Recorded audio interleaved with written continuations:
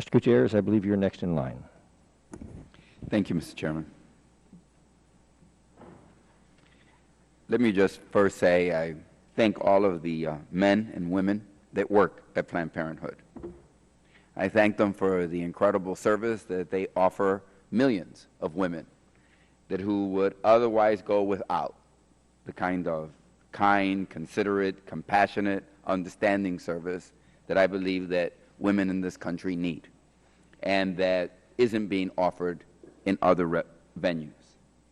I thank them because just this last year, there's 500,000 fewer pregnancies. That's a way to stop abortions. This shouldn't be a question of who's for abortion, who's against. Everybody's against abortion.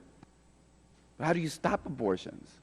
How do you allow everyone to live in the 21st century? How do you allow women to live freely in the 21st century if they're not in charge of their reproductive system? I think that's key, and I think part of what is going on here is that Planned Parenthood has a direct association with the pill, with contraception, and that fight continues to go on. We shouldn't have that fight. The vast majority of women in America and across the world that have access take birth control. I'm certainly not going to judge my wife. We have two beautiful daughters. They're 8 years apart. Why? Because we had access to birth control. We had access to birth control so that we could determine when it was we were going to have children, and we could raise those children. We could raise those children to be productive citizens of our society. You know, when you show me that Planned Parenthood actually was selling body parts, then we're going to have a conversation about the future of Planned Parenthood. Nobody's shown that. And let's make it very, very clear. Medical advances in vaccines for polio, measles, rubella, vaccines against drugs, neurological disorders, immune deficiency, cancer, Parkinson's. We need to continue to have medical research. And part of that medical research is because there is the ability to access the fetal tissues. And that there isn't profitability in it, and nobody's shown there's profitability in it. But there needs to be a way that we have medical research in this country. And so I just want to say thank you to all of the women and the men and all of those that labor in our healthcare delivery system across this country, and especially those who would provide that to women.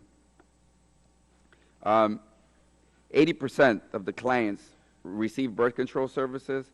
That's 516,000 unintended pregnancies annually. I want you to think about that.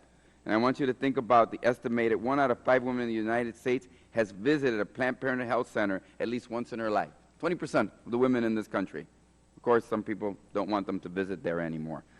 And I also want to talk just a little bit about the fact that, you know, as much as we try to have universal health care, we still don't have universal health care, unfortunately, in this country. And so I just want to talk just a little bit. It isn't about being, I'm not for abortion.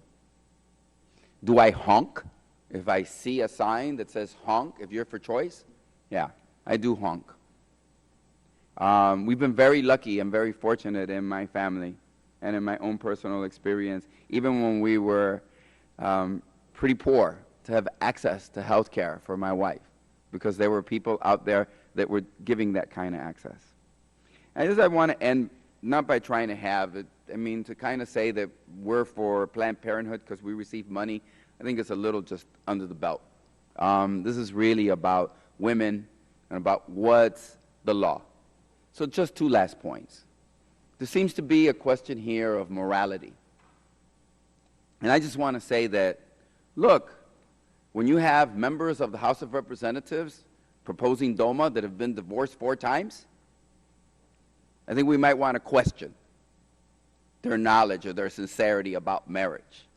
Of course, that was overturned by the Supreme Court. When we have clerks that are married once, twice, 3, and then all of a sudden get religion and say, well, I'm not going to give a marriage certificate to those 2 men or those 2 women because it's a case of morality, maybe I might want to question people's morality. But in the end, what you cannot question is this congressman's right to defend his 2 daughters' rights. I raised them. I gave them the best I could, and I trust them. And I'm going to protect their right and the right of every other woman to make decisions about their reproductive systems with their conscience. I raised them, I gave them the best values and the best I could do, and I need to respect them now. And I just wish that in this society, we would have a system that respected all women and the kinds of decisions that they have to make every day. Every day they have to make decisions. And I don't think we're in a position to judge them. And I'm certainly not going to allow others to promote legislation or to promote situations that put that in jeopardy. Thank you so much, Mr. Chairman.